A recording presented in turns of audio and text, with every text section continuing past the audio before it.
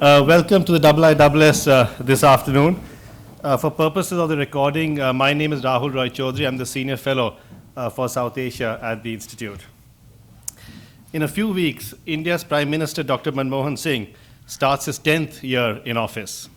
For those of us who have been following India's politics, the past 9 years have been a mix of highs and lows, as well as some thrills.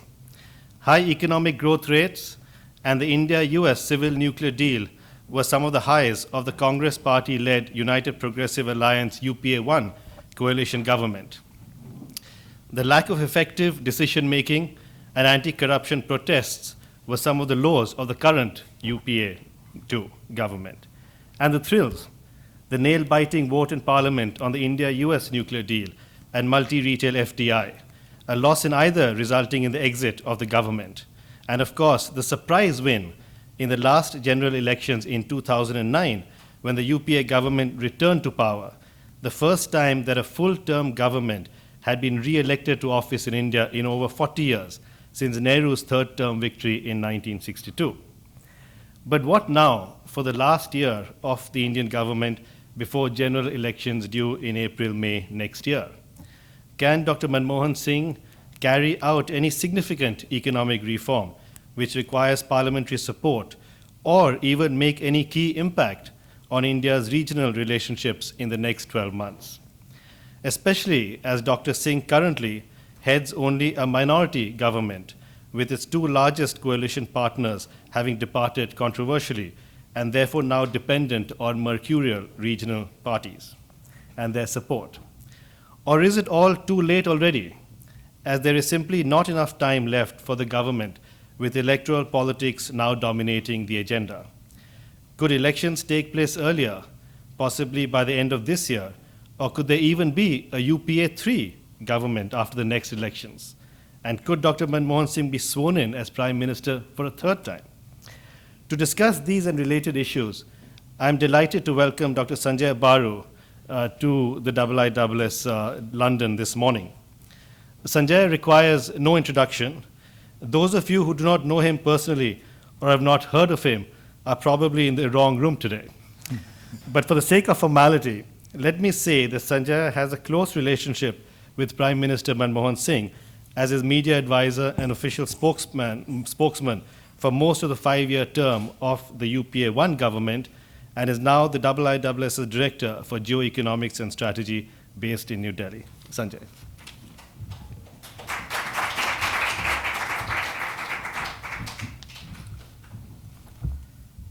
Thanks, Rahul. Feels nice to be introduced by a friend. Thanks for your generous words. I first spoke in this room in 2006 when my book was released from here.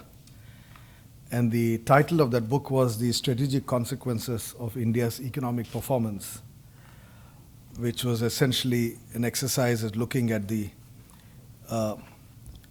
impact that India's economic rise after 1991 had on India's relations with the rest of the world. If one were to write a book on the political consequences of India's economic performance, then I guess the most important political consequence was the rise of Manmohan Singh. Because in a sense, Manmohan Singh becoming Prime Minister in 2004 was really because of his role in the reform program of 91-95, and the image that was built of him as the man who finally launched India onto a new path of economic growth. The question today that many are asking is whether, given the same logic that the political consequence of India's good economic performance in the 90s was the rise of Manmohan Singh, would the political consequence of India's bad economic performance in the last few years be the downfall of Manmohan Singh? And I think in many ways the election next year or later this year, depending on what happens, would really be based on an answer to that question. How do people assess the legacy of this man, particularly on the economic front? As Rahul mentioned, the reality today is that India has a minority government. It's been a long time since India has had a minority government. The last time India had a minority government was in the early 90s, from 91 to 93, when Narasimha Rao was the Prime Minister. And the economic initiatives that he took between 91 and 92 stabilized that government, allowed that government to become more popular and acquire more support and serve its full term. This government, on the other hand, UPA 2, began with a comfortable majority in parliament, but over the last 1 year has seen that majority dwindle away, and is now going into his last year, which begins next month. There's 1 full year in front of us, having lost support in parliament. And the way in which this political evolution is going to impact on the economy, I think, is the big question everybody has been asking. And so when I offered Rahul a couple of subjects on which I could speak, since I'm visiting London here and this time, I'd in fact offered to also speak on India's Look East policy, and my friend Ms. Mandari from the High Commission is here. She and I were involved with drafting a Vision 2020 for India's relations with ASEAN over the last couple of years. And that's a subject on which I've done some research and writing. So I was quite willing to speak on that, but Rahul thought there'd be more interest in Manmohan Singh's future rather than the future of India's Look East policy. So he chose the subject. And I said, all right, I'll give a shot at it. I'll try to be as objective as possible, because as Rahul has mentioned, I've had some personal association with him and therefore cannot be fully objective. I still think he's a great guy. So despite all the criticism in the media, I think he still remains India's best bet. But having put my cards on the table, let me try to be as objective in my assessment as I can. Now the question is, what are the challenges in the last year? I don't know how many of you read this morning's FT. There's a fascinating column by Lawrence Summers, who asked, why is everybody looking at Obama's legislative agenda? There's a lot of criticism that Obama is not able to get a lot of things through Parliament, through the Congress. But there's a lot that the government is doing outside of the Congress, and therefore one shouldn't get too obsessed by the legislative agenda. I think that is an argument which is relevant for India too, because there's been a lot of criticism in the media again and by analysts about the lack of legislative action. The numbers actually are quite stark. At the Center for Policy Research in New Delhi, where I sit as a staff of the IISS based in Delhi, my office is physically located in the CPR. In the CPR, we have a group called the Parliamentary Research Service, PRS, who do some fascinating analysis of parliamentary record. And you can get this stuff on their website, prsindia.org. They have put together some interesting data, which says that in the year 1990, at the end of the year 1990, there was only one pending legislation in Parliament. Between 1990 and 2003, which is over the next 13 years, there were only 7 pending legislative bills. Pending meaning Parliament was not able to vote for a variety of reasons. Between 2004 and 2009, which was the first term of UPA, what's called UPA 1, there were 23 pending or unpassed bills, which means Parliament was not able to take a view on 23 bills over that 5-year period. By the end of 2011, another 11 bills were added to that 23, so that the total number of pending bills by the end of 2011 were 34. In 2012 alone, the total number of bills brought to Parliament but remaining unvoted were 24. And in 2013, till now, there are 10 bills presented to Parliament but not voted on. In other words, the legislative record in the last 3 years has been shocking.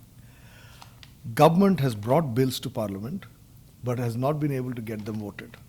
And therefore, they lie in Parliament waiting for them to be taken up.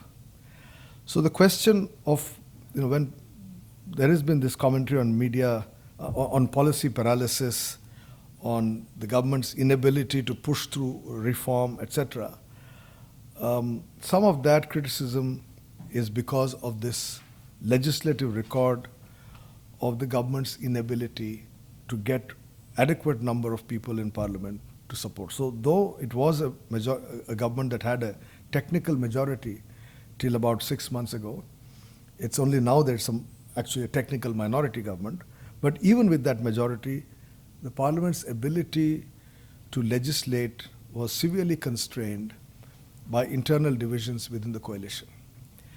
So when Manmohan Singh talked about coalition constraints, and he was criticized for this because they said this is a symbol of lack of leadership rather than anything else. But the fact is that managing the coalition has obviously become more difficult, as a result of which government has been constrained. Having said that, I must add that the other side of the coin, as it were, is that we have seen in the last few years excessive legislative action. In other words, many in government imagined that reform or policy action meant legislating something or the other. So we have become a country of excessive legislation. We have a right to education, a right to information, a right to this, a right to that. We now have a right to food security in Parliament.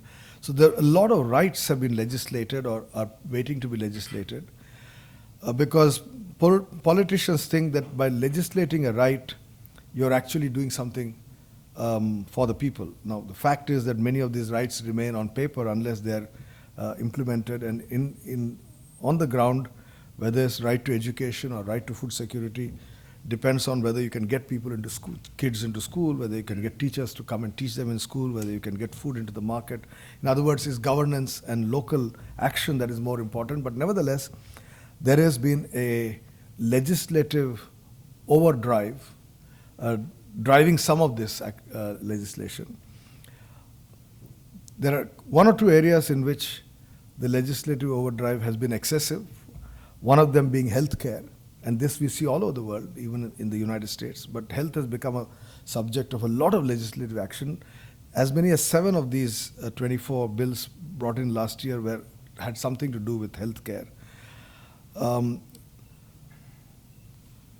And so there is a lot of pending legislative work which gives the impression of a government that has been immobilized. Going forward in the next 1 year, if the government lasts its term, I think it's safe to say that none of these bills will get passed. In other words, I don't think one should be looking for legislative action when the government, one, is already a minority government, and two, is facing the likelihood of an election, and therefore is unlikely to be able to mobilize support because opposition political parties or other smaller parties would tend to vote against the government in the run-up to an election, not with the government. So the first point I'd like to make is that those of you who are looking for legislative action, and there are many around the world who have interest in some of these bills. For example, there are bills on intellectual property right protection, in which a lot of companies around the world are interested. There are bills pending on increasing foreign investment in the insurance sector, in the banking sector, in the financial sector. which would of course affect business interests around the world, particularly in the City of London. There are bills on land acquisition policy for industry. There is a bill on foreign investment in defense, manufacturing, and so on. So, to the extent that these bills have business opportunities underlying them, I would say that one should wait till the elections are over and there's a new government. I think legislative action, I would be very surprised. I know that both the Prime Minister and his Finance Minister and others are trying very hard in the face of all these constraints to get some kind of legislative consensus to pass some of these bills. But I think we are now at the moment where we can say that don't expect legislative action. There is a critical question this week on whether the budget itself would get passed. And those of you who are familiar with parliamentary systems know that if the budget doesn't get passed, the government falls. That's the norm in a parliamentary system. But I think at the end of the day, they'll manage to get the budget passed. So the government will survive this session of parliament. I don't see the government falling in this session of parliament. But whether any other bill apart from the budget would get passed is a big question mark. Politicians will always tell you that in politics, accidents can always happen. And so once you're a minority government, the government can fall any day without contemplation, without actual exercise of strategy for any number of reasons.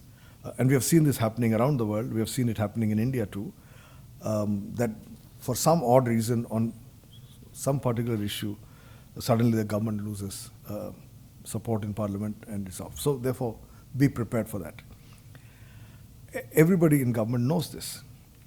And because they know this, there is now greater focus on executive action. Because legislative action is not possible, Parliament is unlikely to move forward on these bills. On the other hand, the government has one full year in front of it with uncertainty about how long it will last into the year.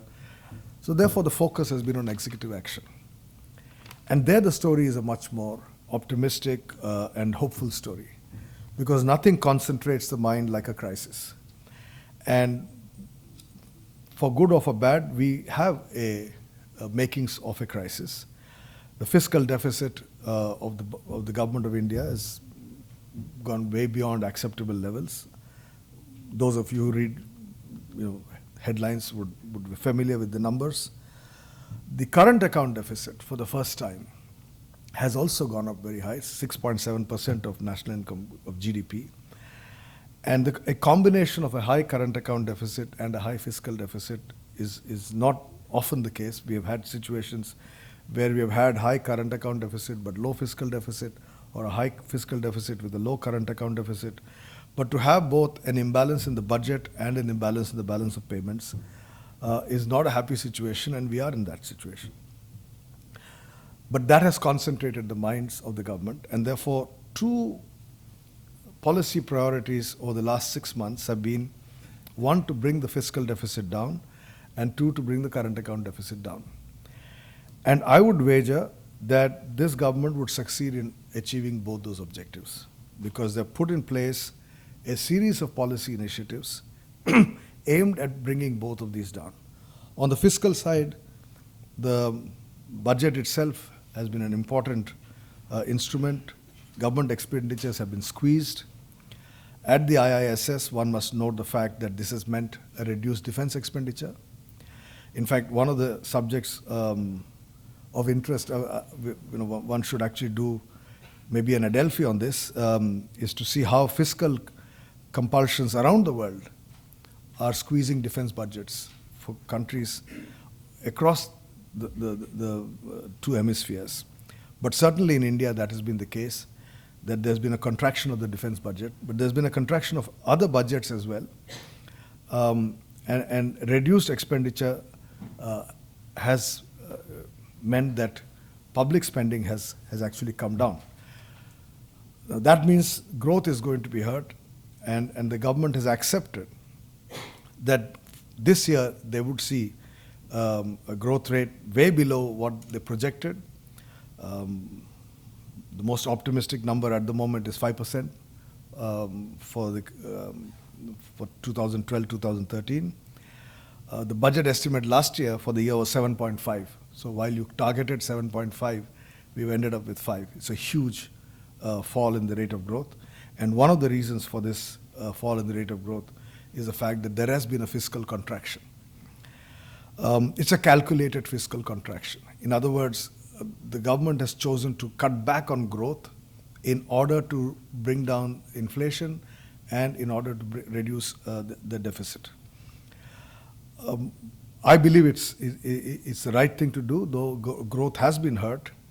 But the fact is that this has improved the fiscal health, and this will continue to improve the fiscal health of the government. But along with reducing the fiscal deficit, there is now a new focus on bringing in public-private partnerships into the infrastructure sector. As I was saying earlier in the coffee, when we were having coffee, the buzzword in Delhi now is infrastructure. Bring in investment from wherever you can, from governments, from the private sector, from international investors, through sovereign wealth funds, from Japan, from China, whoever is willing to invest in infrastructure, which means roads, railways, ports, civil aviation, the works. So there is a clear focus on infrastructure. The message that the finance minister has taken around in his road shows, which he has done in Hong Kong, Singapore, London, New York, and now he's going to Toronto next week, I think. The message around the world is these are the infrastructure projects. This is our budget. We're looking for investment. Anyone and everyone is welcome. The Prime Minister is going to China in June, and I'm told one big message to the Chinese would be invest in Indian infrastructure. And the Chinese are sitting with huge surpluses, looking for investment opportunities. So expect a massive increase in Chinese investment in Indian infrastructure. And what would be the geopolitical consequence of that would be interesting to see. Because till now, the Chinese have been only selling goods, but they may well be on the cusp of coming in as major investors into India. So current account deficit, the infrastructure story is also therefore linked to reducing the current account deficit, bringing in FDI and FII investors to invest in the country to reduce the balance of payments gap. On both these accounts, I expect to see governmental activism, and that's the good part of the story. But will this turn the economy around? There, I believe the jury is out.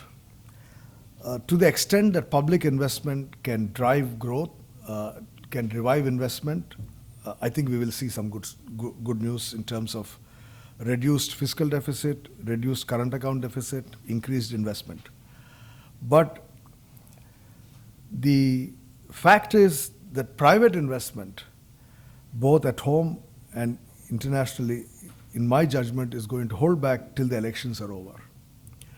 In 2010, Jack Welch, the CEO of General Electric, made an observation in Bangalore, when he said that in India, the business is better than the mood.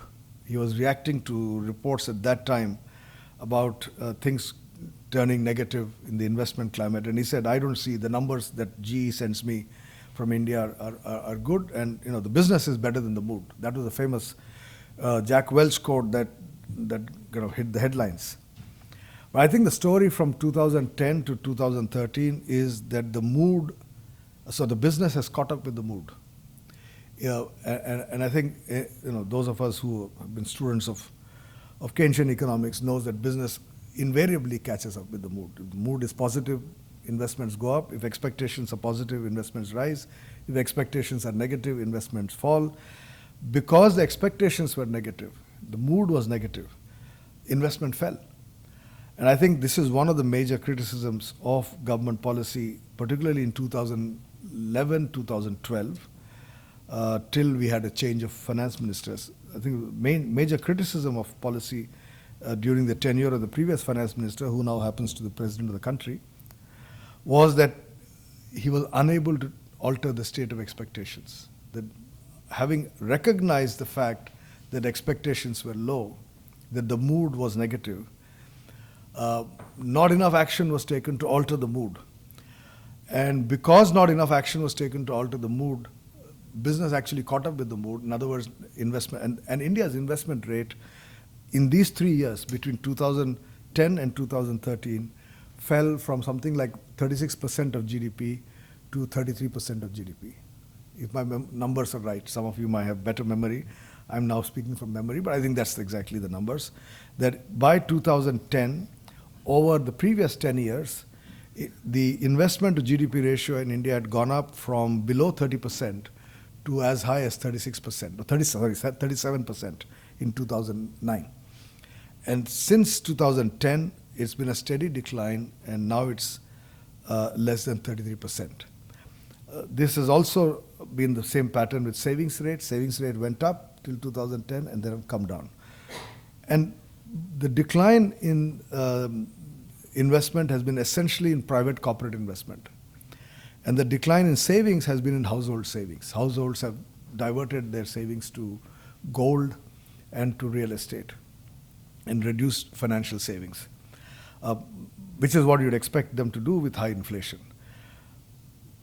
Can the government get households to shift money from gold and real estate into financial savings, into the stock market, and boost the capital market? Can the government get private investors to move money from wherever they have parked it into productive opportunities? I believe that will happen only after the next election. To that extent, I am now a votary of an early election, because the longer we wait for the new government, the longer this period of wait and watch will continue. So in fact, I now take the view that if you have a snap poll maybe later this year, that actually will be good for India, it will be good for the economy. Because I don't see, given the current mood in the country and the uncertainty with respect to the electoral outcome, any major investment decision being taken till people know who's going to be in office after the election. Having said that, I would add a caveat, which is that the story differs from one state to another. India is like Europe, and just as no company has an Europe strategy, no company should have an India strategy. Whether you invest in Germany or in Greece, the factors that go into that decision making would be completely different. Both are part of Europe, but no company thinks of a Europe strategy that envelops Greece and Germany. And just as the same for India, there are states which are now very proactive and which are attracting investment, and I would imagine they will continue to bring in investment. So I don't see complete investment famine. You'll still have pockets of growth, but whether those pockets of growth would be enough to push the entire economy back to the 8% trajectory is a big question mark.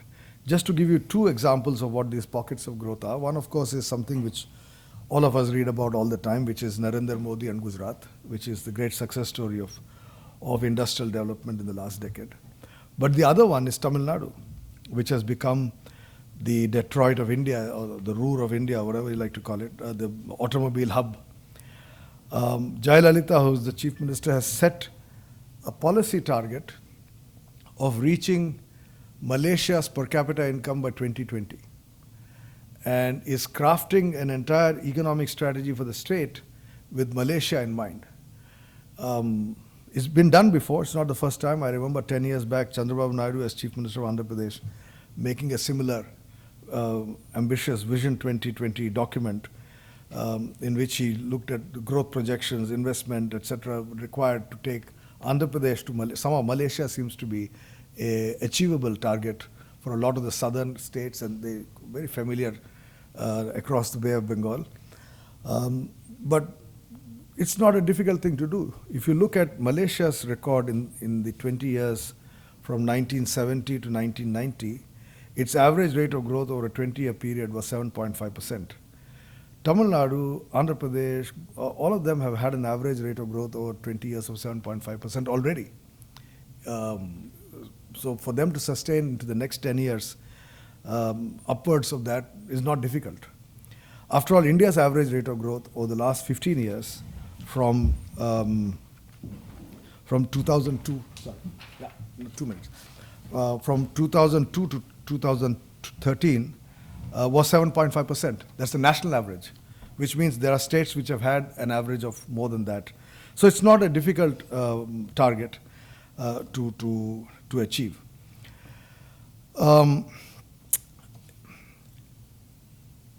Therefore, I would say that having spoken about the investment famine at the national level, there are still opportunities. So there are people here advising investors. I would urge them to fly, there are direct flights from London, go straight to Hyderabad, go straight to Chennai, go straight to Ahmedabad, go straight to Bombay. Don't waste your time in Delhi. In Delhi, you'll get very little done in the next 6 months or 1 year. But there are other state capitals where there are governments which are in office, which have the majority, which have strong chief ministers, which have the capacity to take decisions. And I see this all the time. Even in a state like Kerala, which is a small state, not known as a great industrial destination. Last month, I escorted a friend from Bahrain, the Sheikh Mohammed of Bahrain, to Kerala, and we went and visited this IT park, which is absolutely fascinating. A huge estate where all the big IT companies from around the world are there. There are incubators and literally hundreds of young entrepreneurs coming straight from colleges with ideas and setting up small companies. So there are all these pockets of high levels of activity, which I think will continue to keep the average growth rate above 5%. But whether the economy returns to this trajectory of 8% is a big question mark. The Planning Commission itself, which has worked out the 12th plan, has said that for the next 2 years it expects the economy not to grow more than 6%. So therefore, in the next 2 years, the recovery would be gradual at the national level. And depending on what happens in the election, hopefully we'll get back to the 8%. But that's the long-term trajectory. Let me end by saying a couple of things on external challenges. Of course, the biggest external challenge, as I said, is the current account deficit. It's an economic challenge. But clearly that would have implications for foreign policy. I mentioned one implication, which is relations with China, because China is seen as a source of investment. I would predict stable economic relations and stable political relations between India and China in the near future. There's a new leadership.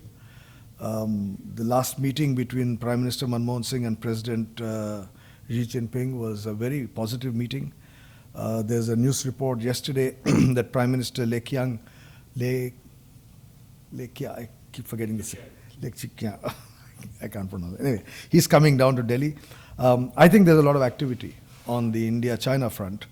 And those of you who are interested in these things should keep an eye on that relationship.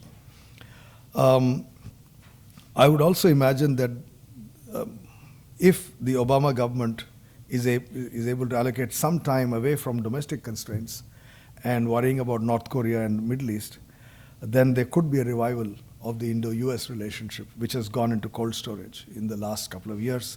For a variety of reasons, I don't want to get into that now, but I'm quite happy to answer a question on that.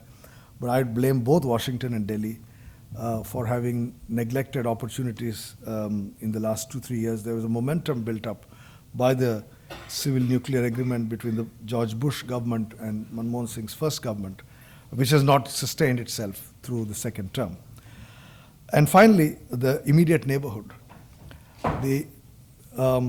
India's good economic performance in the late 90s and up to 2008 opened up a lot of opportunities for bilateral engagement, and that became the basis of a free trade agreement with Sri Lanka, a free trade agreement with Bangladesh, and then subsequently a South Asian free trade agreement. The last to get on board was Pakistan, but last year even Pakistan got on board by agreeing to go ahead with the provisions of the trade agreement. And a lot of this was being driven by India's good economic performance. Manmohan Singh enunciated in 2006, I think, at the Dhaka summit of the SAARC, what I called his theory of unilateral liberalization, which was to voluntarily reduce tariffs on imports from South Asian countries, first with the least developed countries and then with the others. All of that was made possible by India's 9% growth in that period, 2003-2008. But the difficult economic situation in the last 2 years has meant that that momentum is being lost. Plus, each of our neighbors is now in an election mode itself, except Sri Lanka.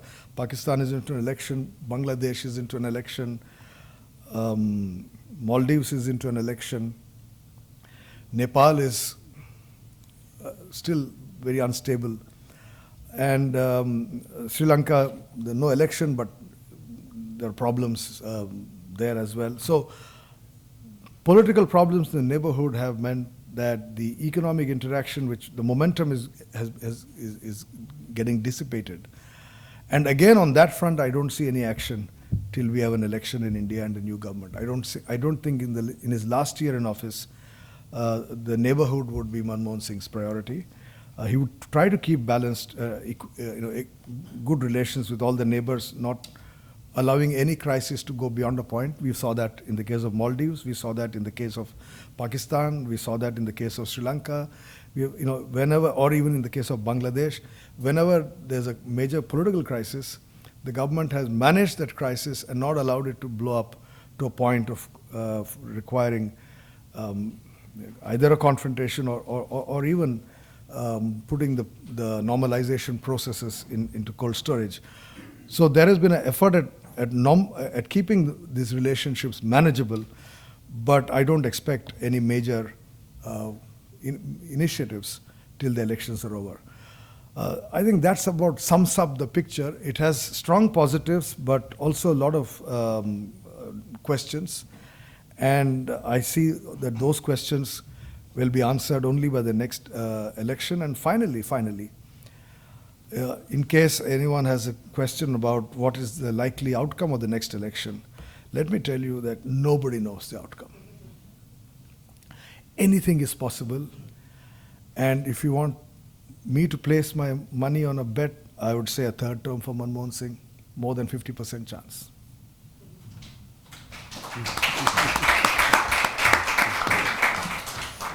Thank you very much, Sanjay. I'm sure there'll be a lot of questions, and time is short. So let me just quickly ask and begin the question answer session by asking you a bit more on your last sort of sentences on the regional relationships. And you've said, I think clearly, that you don't expect any initiatives from the Indian government on regional and neighborhood affairs. But let me just push you on this a bit. I mean, in the last 9 years, Prime Minister Manmohan Singh has traveled to most, if not all, of India's neighbors on bilateral or multilateral, multilateral meetings, with the exception of Pakistan and Nepal. And Nepal now, if elections are going to be held on schedule in April, May next year, and the Pakistani elections take place on the 11th of May and possibly a few more weeks for government formation, there appears to be a very small window of opportunity where in terms of the executive powers of the government and the Prime Minister, the opportunity for making a bold move in that sense, or at least traveling in to Pakistan, may appear possible before the Indian electoral process gets going, and that's only if the Indian elections are held on schedule in April, May rather than earlier. What do you think would be the elements that would go into the making of a decision of this nature, whether there is a window of opportunity, A, and whether the Prime Minister of India should travel to Pakistan or not? Well, of course.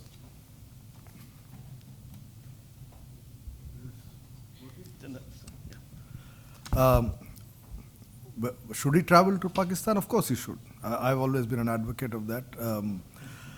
I've been an advocate of regular and free and purposeless travel. I've never agreed with this view that every visit should have an agenda. And I still believe that. I think particularly in South Asia, we need to have a tradition of leaders from different countries traveling to each other's country for whatever reason, including a marriage or a cricket match, whatever. I mean, so I'm a strong advocate. I've pushed this in my time with some positive results, which I've written about. So I think I'm an advocate of regular and free travel. Whether that would mean a summit meeting out of which comes out a decision on major issues, I don't think the time is, I don't see that happening in the next 1 year. One, because first we need to see what comes out of the Pakistan election and who's in charge. And secondly, I don't think a government in Delhi going in for an election would be able to take any major difficult decisions, whether on Siachen or on Kashmir or any of the really big ticket items. On the other hand, I don't rule out a visit. And the visit can have many other, for example, we have a most favored nation treaty, trade treaty. There are lots of things which can be done on a visit.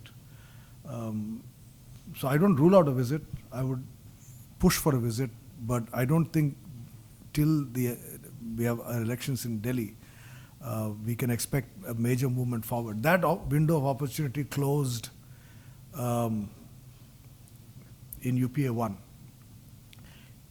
Manmohan Singh tried to reopen it at Sharm el-Sheikh and once again at Thimphu, but for a variety of reasons, he didn't succeed at home, and nor did the Pakistani leadership succeed back there because of their own internal differences.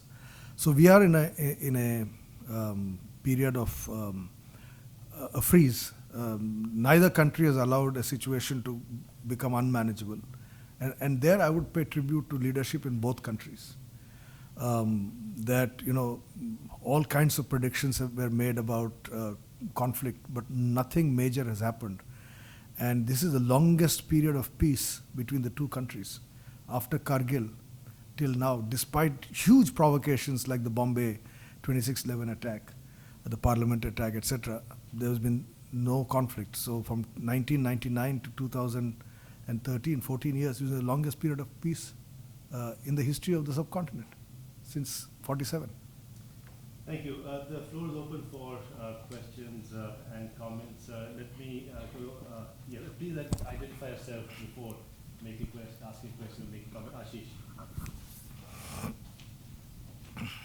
Thanks. Ashish Bhatt from the India Infrastructure Partnership. I don't want to ask you about infrastructure, Sanjay. I want to ask you about your assumption that Manmohan Singh would be the Prime Minister in UPA 3. What are the grounds for that? No, look, I can speak endlessly on this subject. We don't know what the result would be, right?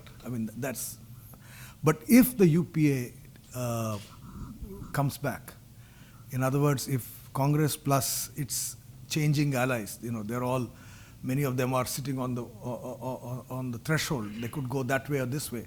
It would all depend on the numbers. If the BJP has more numbers than the Congress, then a lot of the Congress allies could go to the BJP.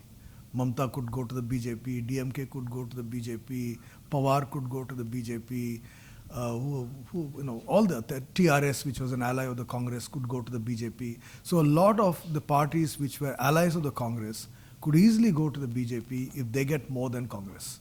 And then you'll have an NDA government. But if the Congress gets more than the BJP, then all these guys can come to the Congress. That's not an issue today, So, except one or two parties which cannot cross. I mean, the left will never go with the BJP, and couple of parties. I can't really think of who will never go with the Congress. I think even the Shiv Sena has in the past gone with the Congress. So, but if the UPA were to come to power, I would see it very difficult for Manmohan Singh not to be named Prime Minister again. Because after all, he is the Prime Minister who, despite all the problems of the last 5 years, reduced economic performance, major corruption scandals, and so on and so forth, has delivered victory for a second time. How would you then say, okay, thank you very much for bringing us back to power, now you can go home? How would any party be able to say that to him? Unless he is denied the opportunity of bringing the government back to power. I mean, 2009 was his victory, right? So there was no question that he would continue. You can only prevent him from continuing if you deny him the opportunity of leading the party into election in 2013. I don't see that happening. They have no option. I mean, frankly, Rahul Gandhi has not clicked. That's the bottom line of the Rahul story, that he has not clicked. If he had clicked, by now he would be there up front. But I don't think he has made an impact. So they will have to go in for an election with Manmohan Singh in office. If they lose, they lose. But if they win, how do you prevent him from getting a third term? One basic reality of Indian politics is that all prime ministers till now have either died in office due to natural or unnatural causes, or have been voted out. Nobody has voluntarily retired. And Manmohan Singh is going to be 80 in September. The main rival from the BJP, apart from Modi, Mr. L.K. Advani, is going to be, 87? So the opposition has a leader who's older than him. So therefore, how can you then tell Manmohan Singh you're too old? Because the guy who's wanting the job on the other side is even older. So therefore, I'm 100% sure if the Congress wins, Manmohan Singh is there for another term. I mean, that's my headline in case you're looking for. Thank you. Nicholas McLean. Just a quick comment on the question. The comment is, I was in January at the Guildhall Roadshow on infrastructure, and everyone said that the Indian government was talking the talk extremely well. The disconnect was walking the walk. Something like passing the insurance bill would be a really easy way to bring long-term capital into infrastructure through foreign life insurance companies who have that kind of maturity profile. And it's very sad, but I totally agree with you that the bill is unlikely to move forward for the moment. My question is there anything that makes you think that there could be underlying shifts in Indian demographics or Indian opinion that could lead one to a situation where you don't again get a huge coalition government and inertia in action, so that you can see clearly enough to the next election to say we won't get much until the next election, but what are the prospects of getting anything different after the next election? No, first of all, coalitions have never been a problem. I mean, India's growth rate picked up in the era of coalitions. From 1947 to 1990, our rate of economic growth was less than 4% when we had single-party government and very strong, powerful prime ministers. And from 1990 to 2013, the rate of growth has been an average of 7.5% when we had only coalitions. For the last 23 years, we only had coalitions, right? So we've never had a single-party government after 1989. 1989 was Rajiv Gandhi, the last single-party government. So therefore, the argument that coalitions... the extent of the coalition. No, it's not even that. I mean, that numbers keep changing, but I'm saying the dominant players are the same. And as I said, they have been on this side, they can go on the other side. In fact, that's not the issue. I think the issue really is that this government entered a phase of uncertainty too soon. First of all, it spoilt the first 2 years of its second tenure. I mean, I think Pranab Mukherjee's tenure was a disaster in the Ministry of Finance, and the correction was not done early enough. And then suddenly, in the last 6 months, for reasons where I blame the government entirely, they have created uncertainty about its own future. They have made themselves into a minority government because of their inability to manage their partners. If you manage your coalition partners well, coalition is not the problem. So if you get a new government with a clear mandate, by a clear mandate I mean a coalition that has at least 300 MPs in it, so that no one party can play the game at the margin, then that is not the problem. I don't think that would be the problem. Right now we are in this shadow period, and it's rare. It never happens. I mean, all democracies, governments become lame duck towards the end of their tenure, when the incumbent is getting into election mode. But here the government became lame duck even before, 2 years before. So actually it's a very peculiar set of circumstances that have created the last 2 years, the paralysis of the last 2 years. Hopefully that problem would be behind us once there's an election. The election has a way of clearing up a lot of the debris. Deepak Lalwani. Thank you. Well, in fact, part of my question was what Nicholas has already asked, so I'll ask something else, if I may. I specialize on India investments. Thank you very much for the talk, Sanjay. Very, very interesting. You mentioned about the policy paralysis. In particular, foreign investors are growing increasingly frustrated by this policy paralysis of the slowdown, etc. And I appreciate that there's a lot of political wrangling. My question is, what is stopping the government from achieving the low-hanging fruit, like, for example, cutting bureaucracy, corruption, making businesses easier to operate in India, like, for example, Singapore? What is stopping that? Is it vested interests which want to keep this carrying on for whatever reasons? What are your views on that, please? Look, first of all, the story varies from state to state. Today, there are very few businesses where you need to spend any time in Delhi. So you go to the right state, you get your work done. If your business is in states with proactive local governments, you don't have a real problem. So there is no generalized problem across the country. But to the extent that there are sectors where the central government still dominates, which are really like insurance, banking, the financial sector is still centrally. And there, for a variety of reasons, I mean, I think in my judgment, the problem began in 2008 with the financial crisis. That the big takeaway for policymakers in India from the Lehman collapse and the Citibank collapse and all the blood on Wall Street was that don't open up. That you open up, you're going to have a crisis. We were saved from the crisis because we didn't open up, right? So therefore, we did something right.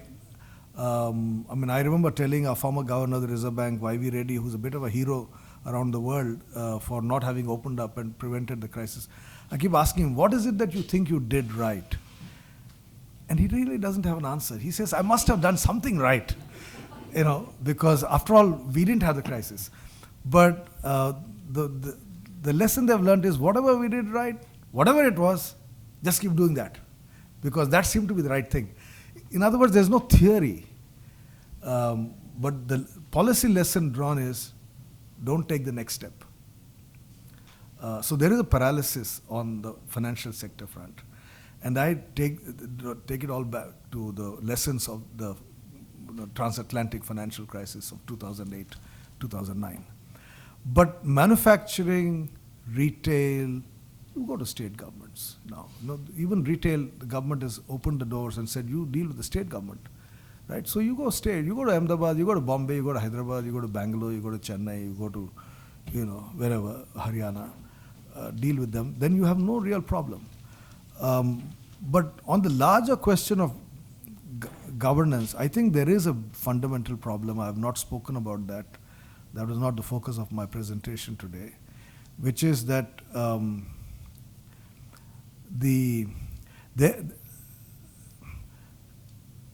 there is a fear of the outside world. For some reason, I mean, I think it's triggered partly by the transatlantic financial crisis, the global slowdown. But China's increasing competitiveness and aggressiveness around the world, and our inability to actually handle that. I think what I'm seeing in a lot of people is you don't know what the consequences of a decision are, don't take the decision. There was an element of risk-taking in the 90s in India. A lot of the reform came out of risk-taking. People didn't know what 30% devaluation of the rupee meant, but they did it. They didn't know what eliminating tariffs, bringing them down from 150% to 20% overnight meant, but they did it, right? There were a lot of decisions taken. I think Manmohan Singh put it very well. He said, I know this is risky, but it was worth taking the risk. That attitude is lacking today. You feel something is risky, you become risk averse. Maybe if I do this, I'd have a crisis at home. Or maybe I'm opening up the doors too much to the Chinese coming and eliminating my automobile industry, or my bicycle industry, or whatever, or my pharmaceutical industry. I mean, there are a lot of industries India has grown in the last 20, 30 years. And the protective instinct now is preserve what you have. And I think that is making the government more risk averse now. I see a lot of civil servants who, when they're not clear about the consequences of their decision, would rather wait and watch rather than say, let me try this. The only guy who's a risk taker today in our system is the Chidambaram, the finance minister. What about tackling bureaucracy and corruption, for example? That's never been a problem anywhere in the world. Corruption is a good thing to talk about. Frankly, let me be very, very cynical. Economic growth has always increased with corruption in every country around the world. Show me an exception. I've done some research on this. China, Mao's world was a world of complete bureaucratic honesty. The Communist Party was uncorruptible under Chairman Mao. In Deng's China, every Communist Party member has a prize.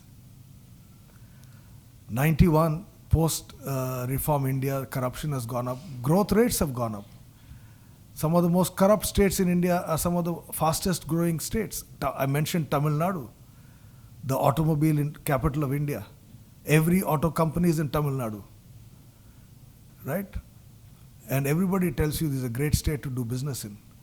I mean, the Japanese tell you. Forget about everybody. The Japanese are the most demanding investors.